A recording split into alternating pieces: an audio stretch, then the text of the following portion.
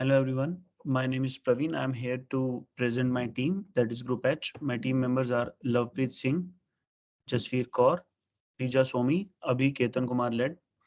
We assigned with that indigenous topic, that is Titling. The agenda of the topic is indigenous group of nations, distinct methods of knowing and being, system and the leadership positions, sovereignty issues, and the conclusions. In this, we cover the three main points and after that, contributions.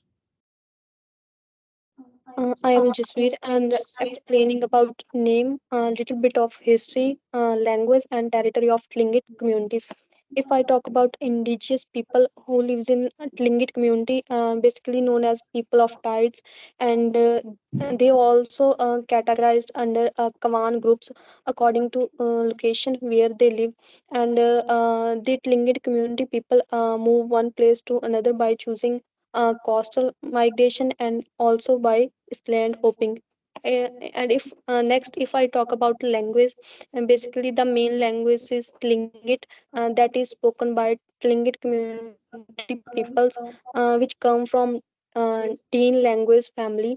And if I take some example of speakers, then the Taslin, Karkros, and Yukon are speaker of Tlingit language. And next, if I talk about location or place where Tlingit community lives in these days, that is a Pacific Northwest, Yukon, Alaska, and some parts of British Columbia. After this, we have distinct methods. In this, we have three things, that is cultural practice, spirituality, and tradition. So, Tedling are renowned for their striking art forms. This include carving and painting. In Tetling ceremonies, there are things like mask, robes, and headdresses. And elder pass down their story, myth, and historical through spoken words. Each figure on a pole symbolizes a special meaning. And in spirituality, they have dreams and vision are to be considered significantly, and they used various ceremonies, rituals to invoke spiritual energies and convey messages. And in traditional, they elder hold a special value in the society. Hi, I am Abhi. Here, I would like to explain about governance system and leadership in a tingling nation. They are they have a great and complicated governance structure, which is very highly connected with their cultural heritage. First of all, chiefs. Tingling governance chiefs have play a very essential element in the skill of leadership is common in their because they are learned from their family because it is in their tradition, so they can easily learn from their family, or they can also easily transfer their upcoming family members. Then it's Matis. Matis is a honorable old woman in plain. She plays an important role and she contribute their opinion while taking decision making process. In many cases, they are protecting their values of tradition. And also, where I studied and next advisors and elders, because of the in advisor, they are elderly people are involved in this particular group, so they help to the young people while taking decision because of their experience, and that's all. Next. So, coming to the sovereignty issues, sovereignty is a term used for referring the authority of an individual or nation. The Tlingit people have faced various sovereignty issues due to the coming of settlers. Some of them are dispossession of their lands, attempts to assert their autonomy, and historical preservation. So coming to the land rights and land claims, the Tlingit people in Canada, they reside in the northern part of British Columbia and in the southern part of Yukon Territory. Like many indigenous people in Canada, they face displacement of lands due to the European colonization. The legal framework that addressed Tlingit land rights is the Alaska Native Claims Settlement Act of 1971. And another one is Yukon Umbrella Final Agreement that was signed in 1993, that is also for the land claims. Next, We move to the treaty rights. Um, like the Tlingit people don't have formal treaty like many indigenous groups, but they have some certain rights protected under Canadian law.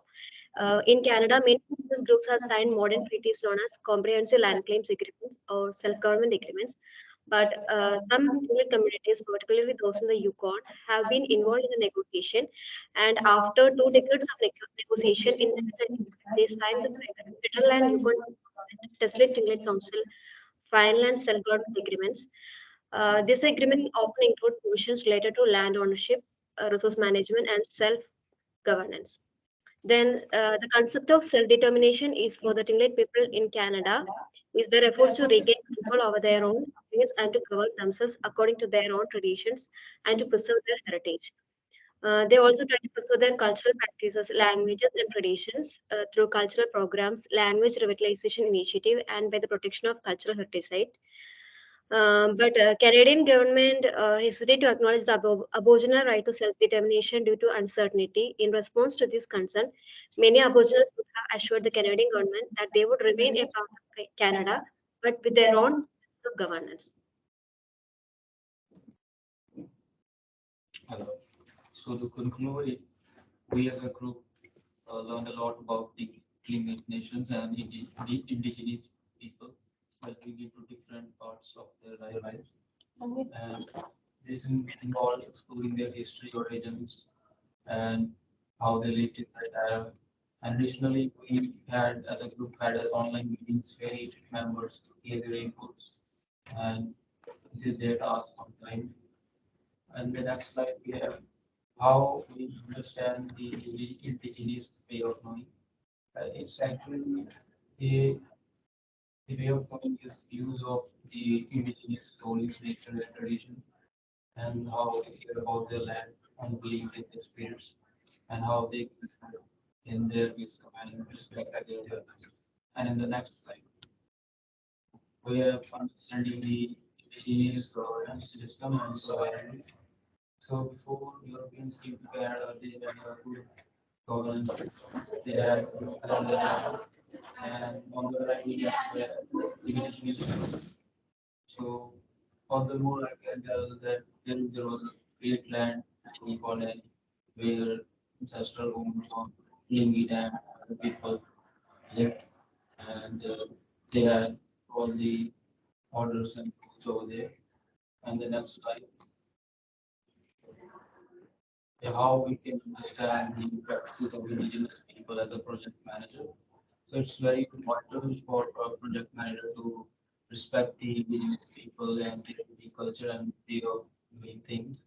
When I think working with them, it's essential to listen, learn, and collaborate so projects can be successful and do not harm their lands, do not by unintentional uh, survey, do not harm their way of doing things.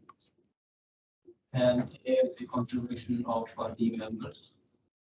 Here we have Praveen Kumar and other members here.